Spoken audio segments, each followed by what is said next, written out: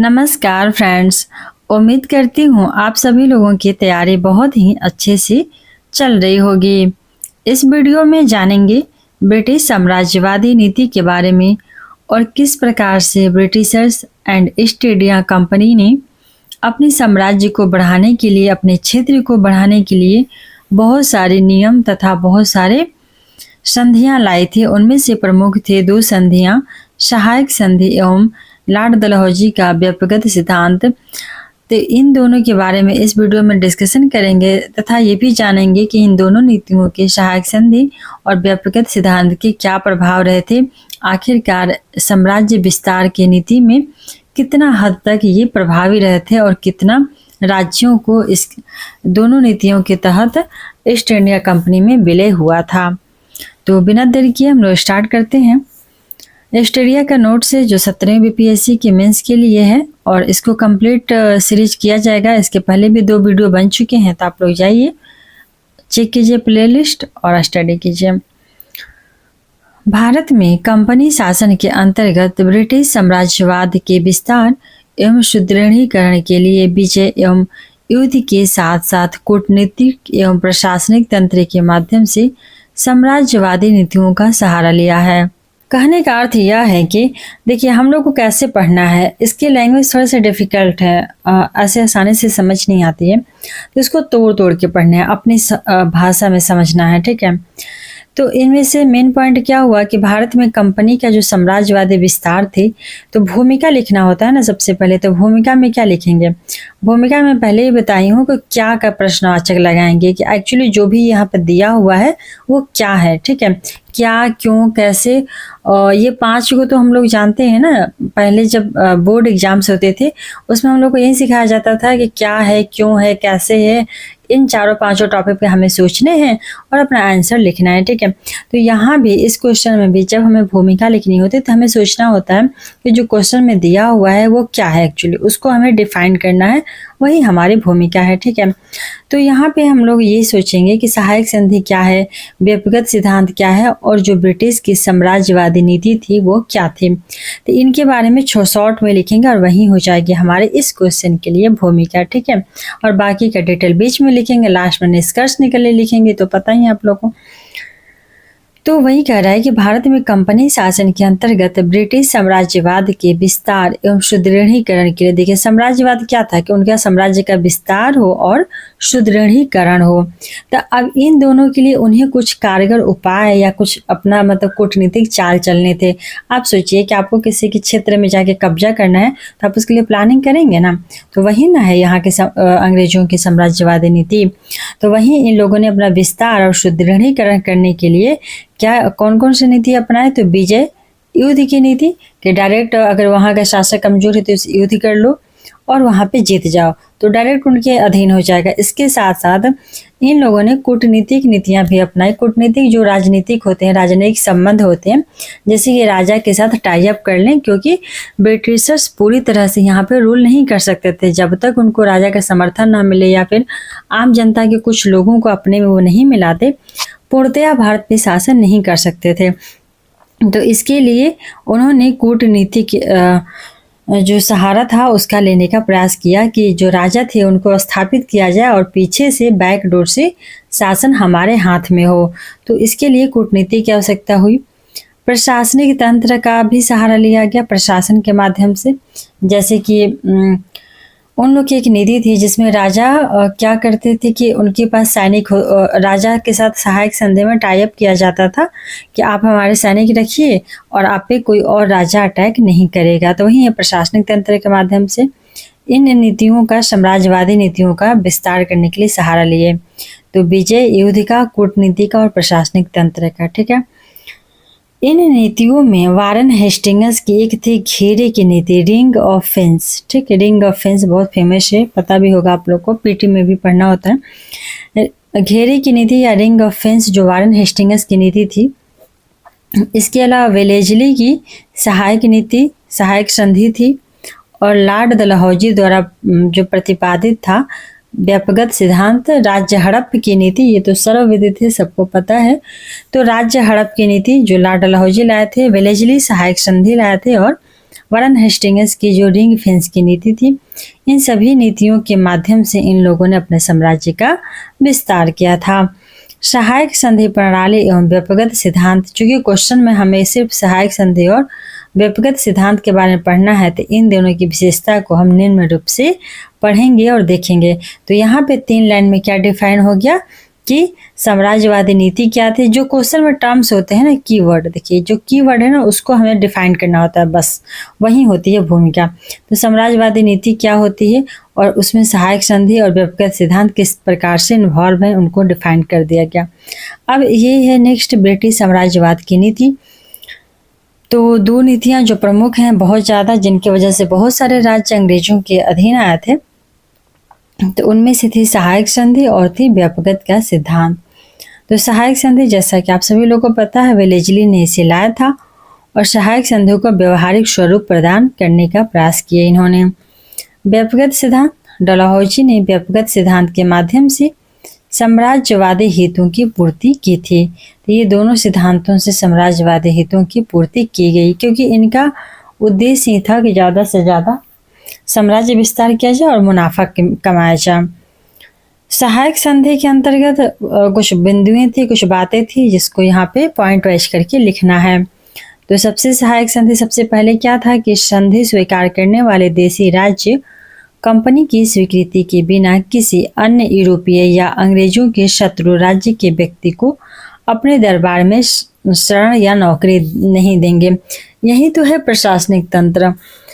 सहायक संधि के माध्यम से तो प्रशासनिक तंत्र होता है कि एक तरह से इन दोनों लोग के बीच में राजा और ब्रिटिश ईस्ट इंडिया कंपनी के बीच समझौता होती थी कि आपके दरबार में हम अपने सैनिक भेजेंगे, और उस सैनिक का, कितने लोग तेज थे, देखिए शातिर कितने थे, कि इन सैनिकों का खर्चे भी उस राजा से ही लेते थे और राजा टैक्स के माध्यम से जनता से लेती थी। ठीक, तो यहाँ पे मतलब एक तरह से डबल भार पड़ रहे थे जनता पर।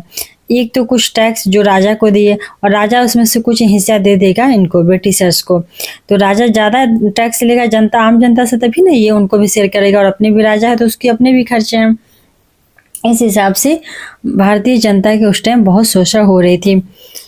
तो अंग्रेजों की सहायक संधि में यह नियम बनाया गया था उनके द्वारा कि आप अपने दरबार में, आपके दरबार में हमारे प्रतिनिधि रहेंगे, अंग्रेजों के प्रतिनिधि रहेंगे, शासन आपका ही रहेगा, लेकिन कंट्रोल हमारा वित्तीय मामलों और बाकी विदेशी जो मामले हैं उस पर रहेगा। और यह भी कहा गया था कि जो राजा इस संधि को स्वीकार करेगा वो यूरोप के अन्य देशों से, जैसे फ्रांस या फिर पुर्तगाल, बहुत सारे डच वगैरह आए थे, तो उन सभी किसी भी व्यक्ति को वो अपने दरबार में शरण नहीं देंगे। ठीक है।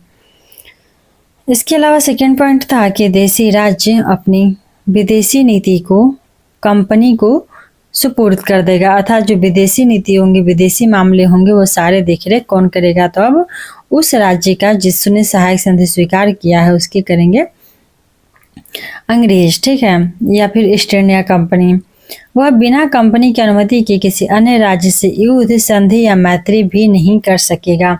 अर्थात कि ऐसा नहीं है कि उस राजा को लगे कि हमें अंग्रेजों से लड़ना है तो किसी अन्य राजा के साथ जा करके वो हाथ मिला, ऐसा नहीं कर सकता है। ठीक है, मैत्री भी नहीं कर सकता है, शत्रुता कुछ भी नहीं कर सकता है। ठीक, कुल मिला के एक तरह से कठपुतली, जो सहायक संधि था ना, वो कठपुतली सरकार था कि शासन आप कीजिए और जो शासन तंत्र रहेगा वो हमारा रहेगा। ठीक है, तो कुल मिला के सहायक संधि कठपुतली तंत्र था। और तीसरा पॉइंट ये है कि देशी राज्यों की सुरक्षा के लिए कंपनी उन राज्यों में अंग्रेजी सेना रखेगी, और ये भी था कि अपना सेना को भी रखेगी और सेना का खर्च वही राज्य देगा। सेना हम अपना रखेंगे लेकिन खर्च आपको देना होगा, ऐसा अंग्रेजों का कहना था, ईस्ट इंडिया कंपनी का कहना था। कितने मतलब हर तरह से ये लोग शोषण कर रहे थे। सेना के खर्च के लिए नगद वार्षिक धनराशि या राज्य का कुछ इलाका कंपनी को सुपुर्द करना पड़ता था इन राजाओं को, और सेना के खर्चे के लिए या तो टैक्स दें, वार्षिक धनराशि, या फिर कुछ क्षेत्र जो थे वो अंग्रेजों को सुपुर्द कर दिया जाता था। ठीक है, नेक्स्ट पॉइंट है सहायक संधि में कि देशी रियासतें अपने दरबार में एक ब्रिटिश रेजिमेंट रखेंगी और उसी के परामर्श से रियासत का शासन चलेगा। और इतना ही नहीं, जब कोई नियम की बात आएगी कानून बनाने की या फिर किस प्रकार से शासन चलाना है, उसमें भी इनके प्रतिनिधि रहेंगे, इनके ब्रिटिश रेजिडेंट रहेंगे और इन्हीं के सलाह से होगा।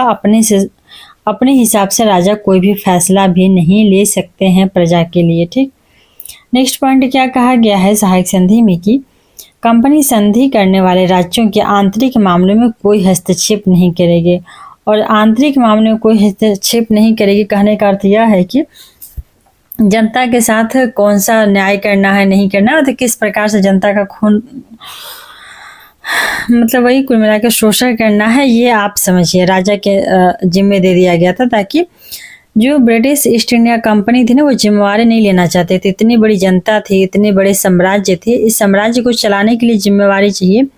तो जनता ईस्ट इंडिया कंपनी को सिर्फ और सिर्फ मुनाफा से मतलब था, इनको सिर्फ मुनाफा चाहिए था।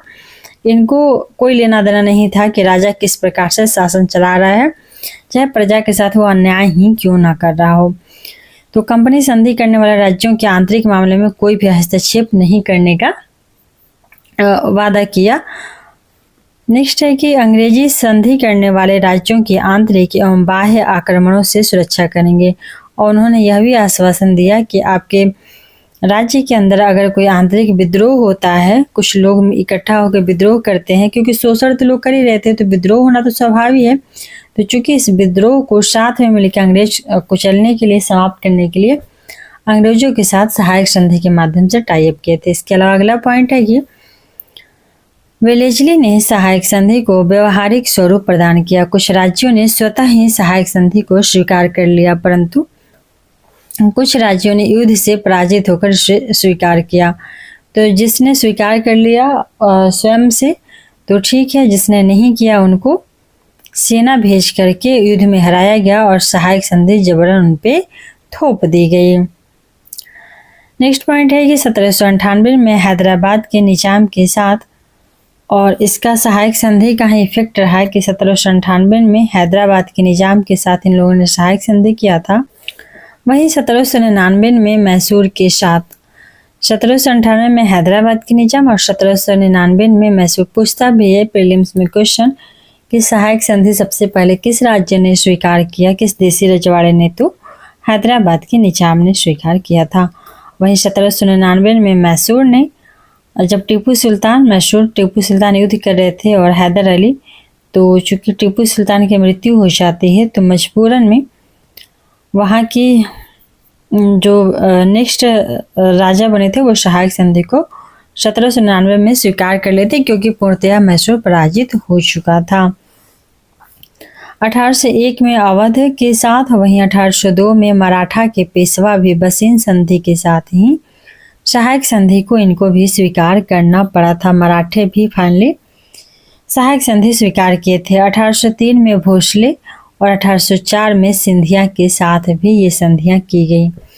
तो 1798 हैदराबाद, एक साल के बाद 99 में मैसूर, 1801 में अवध, वहीं 1802 में मराठा, 1803 में भोसले और 1804 में सिंधिया ने इस संधि को कबूल किया था। ठीक है, नेक्स्ट पॉइंट है सहायक संधि में कि कुशासन के आरोप में भी वेलेस्ली ने अनेक राज्यों को कंपनी के संरक्षण में ले लिया था। एग्जाम्पल के तौर पे कर्नाटक, तंजौर और सूरत। और जो राज्य देसी रजवाड़े सहायक संधि स्वीकार नहीं करते थे तो कुछ पे तो चढ़ाई की जाती थी, आक्रमण किया जाता था, परंतु कुछ राज्यों को कुशासन का आरोप लगाया जाता था कि जनता के साथ अच्छे से इनके शासन प्रशासन नहीं चल रहे हैं, इनके राज्य में बहुत विद्रोह हो रहे हैं, या फिर जनता बहुत प्रताड़ित किया जा रही है। मतलब झूठे ये लोग दिखाते थे, बस ऐसा कुछ था नहीं।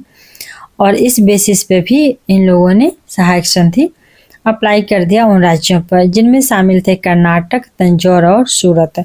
तो कर्नाटक, तंजौर और गुजरात के सूरत वाला एरिया को भी सहायक संधि मानने के लिए इन लोगों ने मजबूर कर दिया कुशासन का आरोप लगा के। ठीक है, इतना तो नहीं लिखा पाएगा एग्जाम में, पर हम लोग को नॉलेज के लिए जान लेना है, क्योंकि बहुत ज़्यादा पता रहेगा पॉइंट, उसमें से 4-5 पॉइंट एक एक लाइन करके लिख पाएंगे एग्जाम में। ठीक है, आप लोग लिख पाइएगा। तो व्यापकगत सिद्धांत क्या होती है? डलहौजी ने व्यापकगत सिद्धांत के माध्यम से साम्राज्यवादी हेतुओं की पूर्ति की थी। लॉर्ड डलहौजी ने व्यक्तिगत सिद्धांत के माध्यम से साम्राज्यवादी हितों की पूर्ति करने की कोशिश की। तो जो जो लॉर्ड मतलब आ रहे थे गवर्नर, तो उन लोगों ने अपने हिसाब से एक नए नए नियम को प्रतिपादित किए थे। व्यक्तिगत से अभिप्राय था कि व्यक्तिगत कहने का अर्थ यह होती है कि लैप्स ऑफ डॉक्ट्रिन की अगर पैतृक वारिस नहीं है किसी रजवाड़े में, तो ऐसी स्थिति में सार्वभौम सत्ता कंपनी अपने अधीनस्थ या परतंत्र क्षेत्रों को ब्रिटिश साम्राज्य में मिला सकती है थी। कहने का अर्थ ये था कि जिनके पास खुद के वंश नहीं होते थे या उनके बच्चे नहीं बचते थे, तो इन लोगों ने चाल भी चलना स्टार्ट कर दिया था। जिनके बच्चे थे बचपन में ही मार देना या फिर वगैरह वगैरह बहुत सारी चीज़ें होती थी राजनीतिक रूप से, जिससे क्या हुआ कि ये राज्य को हड़प सके। नेक्स्ट पॉइंट है कि गौरतलब है कि भारत में गोद लेने की प्रथा प्राचीन काल से ही विद्यमान थी, परंतु धर्म एवं परंपरा दोनों रूपों में यह अधिकार सदैव रहा है। तो भारतीय सभ्यता संस्कृति में तो गोद लेने की परंपरा रही है, परंतु ब्रिटिशर्स ने इसे भी नकार दिया क्योंकि इनको तो राज्य हड़पने की थी। 1825 में अंग्रेजी सरकार ने भी इस प्रथा को मान्यता देते हुए घोषणा की कि प्रत्येक सत्ताधारी शासक को हिंदू कानून के अनुसार पुत्र गोद लेने का अधिकार है तथा अंग्रेज सरकार इसे स्वीकार करने को बाध्य है। 1825 में फाइनली लोगों ने स्वीकार किया था कि जो हिंदू कानून यहाँ का है भारतीय परम संस्कृति का, उसके अनुसार अगर कोई सत्ताधारी शासक पुत्र गोद लेता है तो उसको ब्रिटिश सरकार मानने के लिए बाध्य है। 1834 में इस नीति में फिर परिवर्तन किया गया। देखिए मात्र 10 सालों के बाद 1825 में आया था और फिर 1834 में इस नीति में परिवर्तन आया और यह कहा गया कि गोद लेने को नामंजूर करना आपके हाथ में है और जब मंजूरी देने की बात हो तो बहुत कम मंजूरी देना चाहिए। कहने का अर्थ यह है कि दिखाने के लिए इन लोगों ने तो अच्छी कानूनी नियम बना दिए कि ठीक है हिंदू जो एक्ट है उसके अनुसार अगर आप गोद ले रहे हैं तो आपका वारिस हुआ, परंतु जब उसे मानने का बात आया, उसको अब एक्सेप्ट करने की बात आई, तो इन लोगों ने क्या बनाया 1834 में नियम कि वो मंजूर करना नहीं मंजूर करना ब्रिटिशर्स की अपनी सूझबूझ पे या फिर उनके कंपनी पे डिपेंड करता है कि वह इस गोद लिए हुए बच्चे को उसका वारिस को मंजूरी देते हैं कि नहीं देते हैं। ये दिखाती है यानी कि डबल स्टैंडर्ड वाले नीतियों के बारे में उजागर करती है। इस तरह गोद लेने के मामले में अंग्रेजी सरकार के यहाँ निश्चित नियमों का अभाव था। कुछ मामलों में इसका विरोध किया गया, परंतु कुछ में इसका हवाला देकर के सपोर्ट भी किया गया। नेक्स्ट पॉइंट कह रहा है कि कंपनी के इस ढीली नीति को डलहौजी ने साम्राज्य विस्तार का नया हथियार बनाया और उसने गोद लेने की प्रथा पर फाइनली पाबंदी लगा करके संतानहीन शासकों के राज्यों को अंग्रेजी साम्राज्य में मिलाने की योजना बनाई।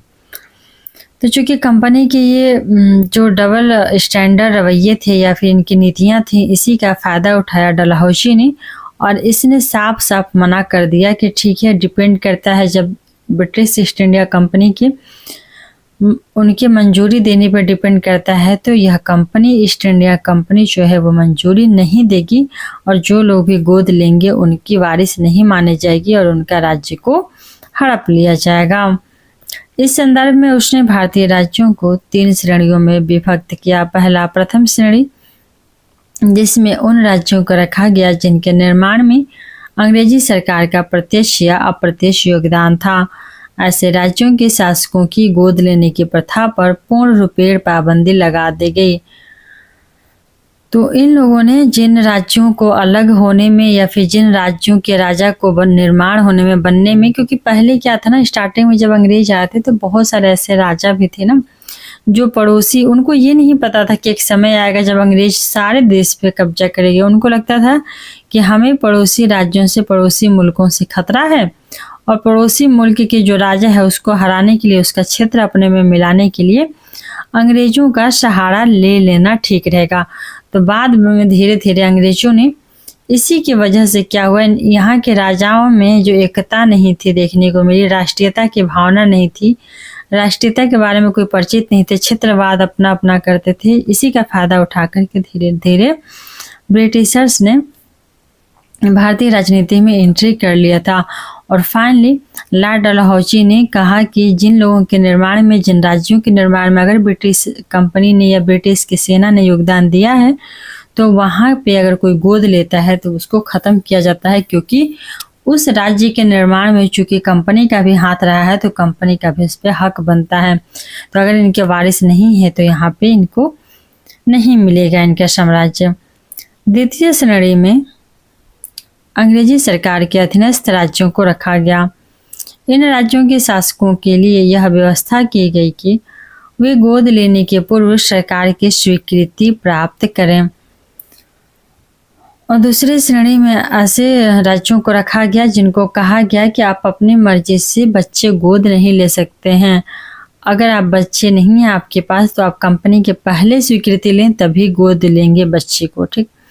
तृतीय श्रेणी में क्या कहा गया कि स्वतंत्र देशी राज्यों के थे, इसमें इन राज्यों के शासकों को गोद लेने की पूर्ण स्वतंत्रता प्रदान की गई थी। अर्थात जो राज्य पूर्णतया स्वतंत्र थे, अंग्रेजों का मदद नहीं लिए थे, उनका बहुत पुराना इतिहास था, उनको गोद लेने की स्वतंत्रता दी गई थी। सहायक संधि का क्या प्रभाव रहा? अभी तो हम लोग भूमिका देखे थे, फिर सहायक संधि में कौन कौन से पॉइंट थे। एक्चुअली ये सहायक संधि जो था वो था क्या, उसको जाने पॉइंट वाइज। उसके बाद जाने व्यक्तिगत सिद्धांत क्या था, अब इनके प्रभाव क्या रहा, आखिर इनसे कितना ये प्रभावी साबित हुआ था, कितना इसकी वजह से साम्राज्य विस्तार हुआ था। तो चूंकि सहायक संधि के माध्यम से अंग्रेजों ने भारत में अपने साम्राज्य को मजबूत आधार एवं विस्तार दिया, इस नीति के माध्यम से भारतीय राज्यों को फ्रांसीसी प्रभाव से मुक्त करते हुए कंपनी की सेनाएं देशी राज्यों में उनकी व्यय पर तैयार की गई। अंग्रेजों की भारत की सैन्य व्यवस्था एवं राजनीति पर मजबूत पकड़ बन गई। इस प्रकार सहायक संधि कंपनी के लिए अत्यंत लाभप्रद साबित हुआ। बहुत से राज्य कंपनी के अप्रत्यक्ष नियंत्रण में आ गए, जिससे कंपनी अपने व्यापारिक एवं आर्थिक हितों को ठोस स्वरूप भी प्रदान करने में सफल हुआ था। सहायक संधि जहां ब्रिटिश हितों की रक्षा की, वहीं इसके दुष्परिणाम देशी राज्यों को झेलने पड़े।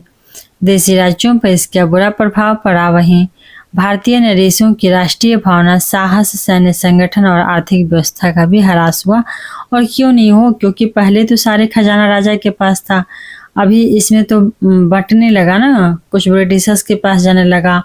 अभी राजा कठपुतली हो गए, स्वतंत्र नहीं हो गए, तो उनकी जो राष्ट्रीय भावना थी, साहस थे और उनके जो सैन्य संगठन थे, क्योंकि सैन्य का संगठन बनाए रखने के लिए आर्थिक वित्तीय हेल्प, मदद की जरूरत होती है, जो कि इनकी कमी देखने को मिली। इससे इन सभी भावनाओं में या फिर इनके साहस में, सैन्य संगठन में, राष्ट्रीयता में, सभी में ह्रास देखने को मिला था।